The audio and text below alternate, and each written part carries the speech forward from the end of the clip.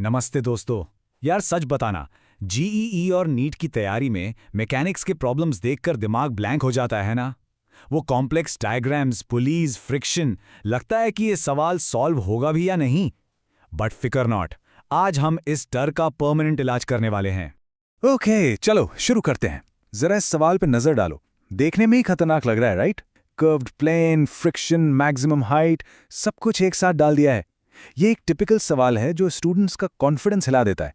But what if I told you कि एक ऐसा मास्टर एल्गोरिदम है जिससे ये और इसके जैसा हर प्रॉब्लम सॉल्व हो सकता है। चलो देखते हैं। तो are you ready? Presenting the mechanics का मास्टर प्लान।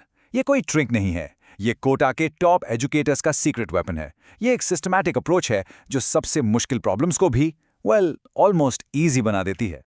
और ये रहा द एल्गोरिदम इटसेल्फ। सिर्फ 4 simple steps: isolate, diagram, resolve and execute. That's it. Trust me, in 4 steps के बाद मैकेनिक्स का कोई भी सवाल आपके लिए बच्चों का खेल बन जाएगा। चलो एक एक करके इनको ब्रेक डाउन करते हैं। Okay, let's start with the absolute basics. Step 1 and 2, isolate and diagram. पता है, किसी भी प्रॉब्लम को सॉल्व करने से पहले उसे सही तरीके से देखना और पेपर पर उतारना सबसे जरूरी है। यही पूरी बिल्डिंग की नींव है।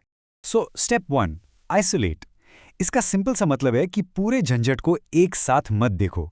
अगर सिस्टम में मल्टीपल पार्ट्स हैं, जैसे 2 ब्लॉक्स, एक पुली, उन्हें मेंटली अलग अलग कर दो। Focus on one piece at a time. Suddenly the whole thing seems so much simpler. अब इस इमेज को देखो। लेफ्ट में एक पूरा कॉम्प्लेक्स सिस्टम। ऑनेस्टली देखकर ही डर लगता है, right? But now look at the right side. हमने क्या किया? बस उस छोटे से ब्लॉक को आइसोलेट किया और उसका फ्री बॉडी डायग्राम यानी एफबीडी बना दिया। देखो, सडनली सब कितना साफ साफ दिख रहा है। This my friends is the most critical skill in mechanics.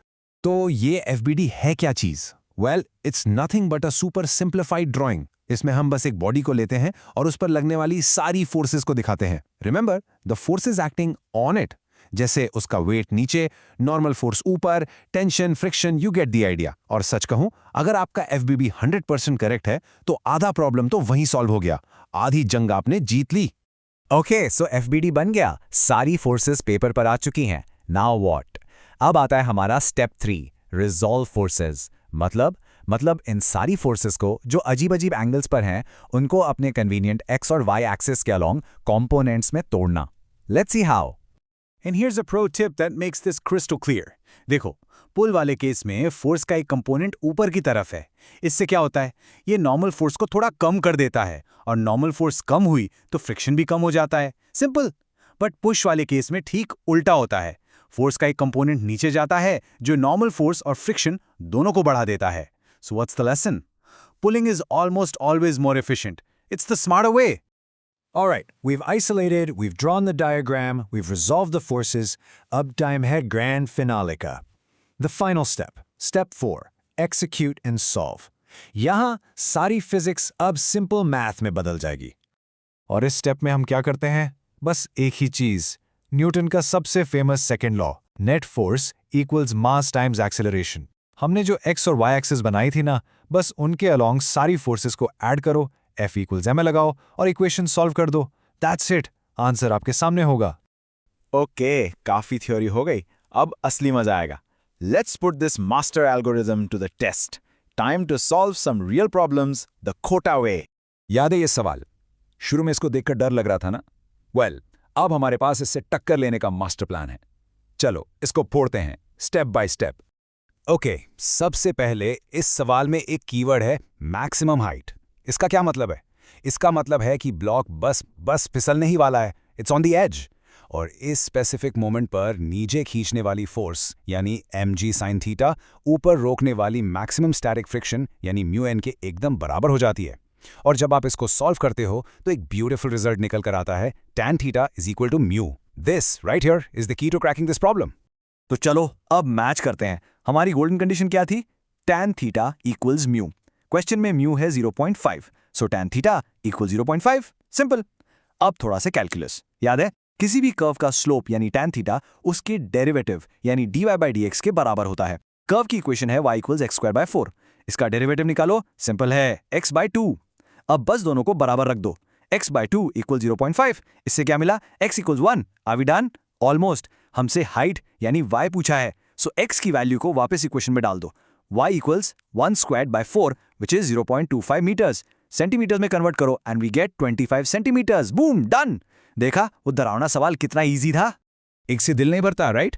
Let's do one more ताकि ये मेथड दिमाग में एकदम कॉन्क्रीट हो जाए. सोचो, एक दीवार है, उस पर आधा किलो का ब्लॉक है. फ्रिक्शन कोएफिशिएंट है 0.2.